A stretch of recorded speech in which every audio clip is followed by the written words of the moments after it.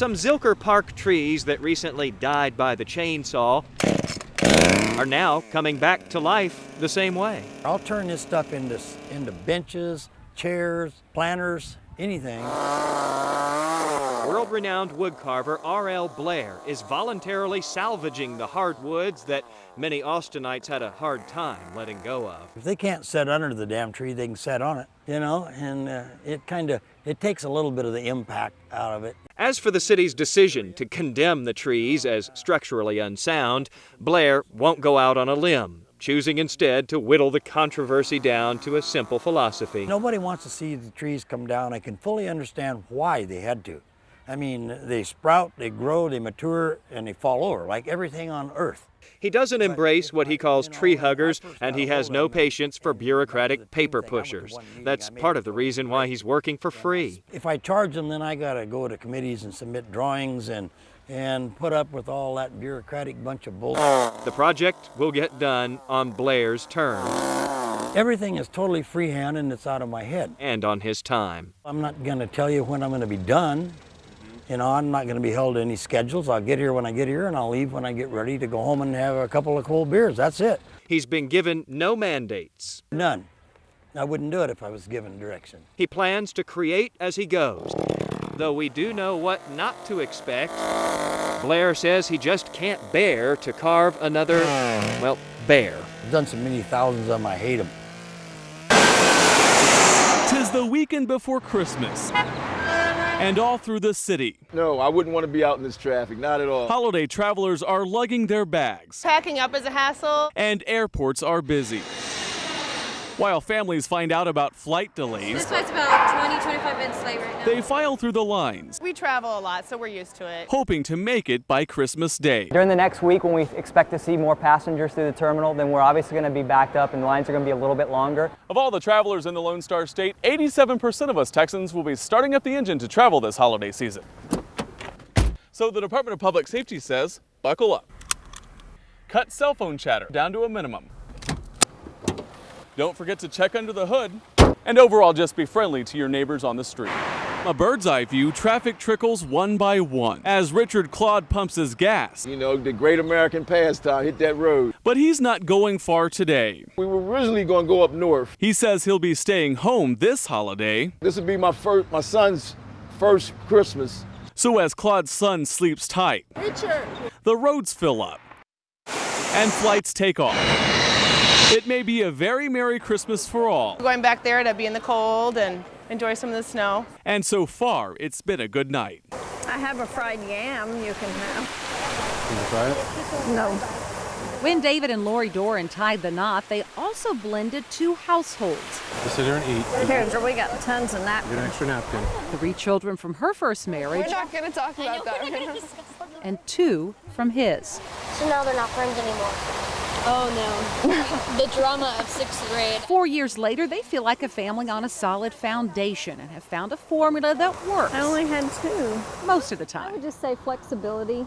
You can't sit back one day and say, okay, we've finally done it. We've blended these 2 families and our work is done, because the next day something completely out of the blue could happen and then you're sort of renegotiating everything. It's harder than it looks. Negotiating conflicts is common in any marriage. Oh, I got it. But psychologists say remarriage with children leads to more culture clashes. It's not a question of who's right or wrong. It's just all of a sudden what you've done is you've created all this diversity in the family that didn't exist before. So now how are you going to manage that? And that's why you get more conflict in blended families. Peter, let me give you hands. Lori and David say they manage it with constant communication. It can be frustrating, negotiations of work and, who's going to wash all these kids' laundry and all that kind of stuff. So it may take, being frustrated and then talking about it and just making sure that you do communicate. The experts say that communication should also include one-on-one time with each member of the family. Lori will run errands or Laura will have a trip and she'll maybe go on a business trip and I'll have the kids, and vice versa. I'll have to work late or come home late and the kids are with her. So it just happens naturally. It does, and then the time that we spend with our own kids, it may just be me chaperoning a school trip that my own children are on, or something like that, David attending a dance recital and then dinner with his girls. Parents and step-parents see the children from different perspectives. While that can lead to problems, it can also help solve them. Parent and step-parent don't see the kids the same way. I mean, you see them through the eyes of love, which is important. I mean, so it doesn't matter how they act, you love them. But the step-parent, doesn't have that history, so they have much more distance on it. That distance is powerful, it's helpful. All right, let's just wrap it up, okay?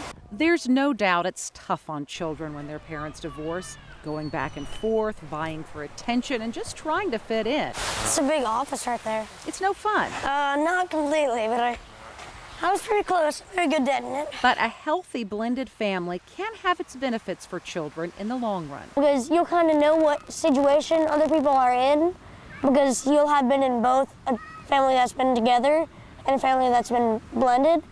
So you might get along with different people in the bigger world. Will is Lori's youngest child. This 12-year-old splits his time between two blended families. Will says he and his siblings have learned love isn't exclusive to biological families. It can also grow in blended families. Well, the best part is probably having so many friends that are in your family and being able to see so many different people. And there's so many things about these people that make me really happy.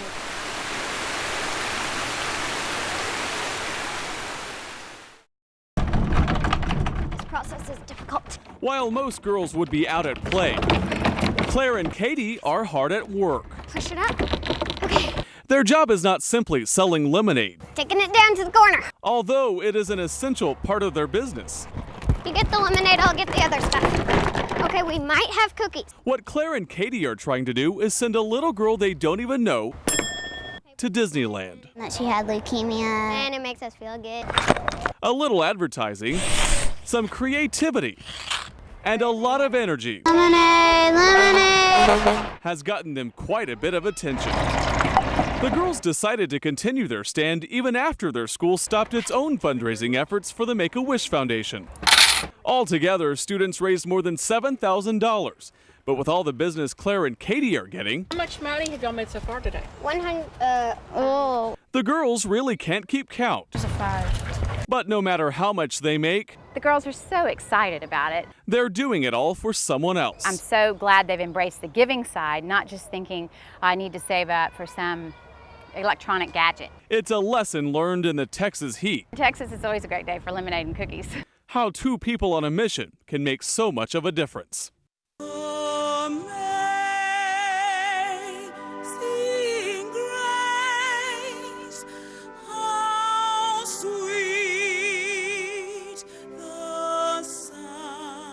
A somber song for a somber service. As the victims' families were arriving, the band played God Bless America.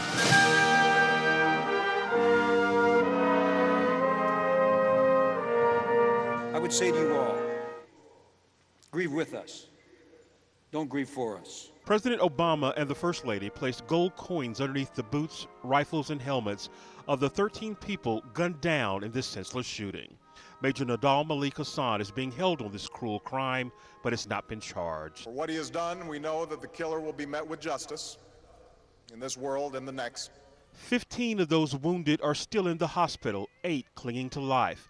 We're told this service is also for them. No words can ever fully address your grief and sadness, but it is important to know that you are not alone.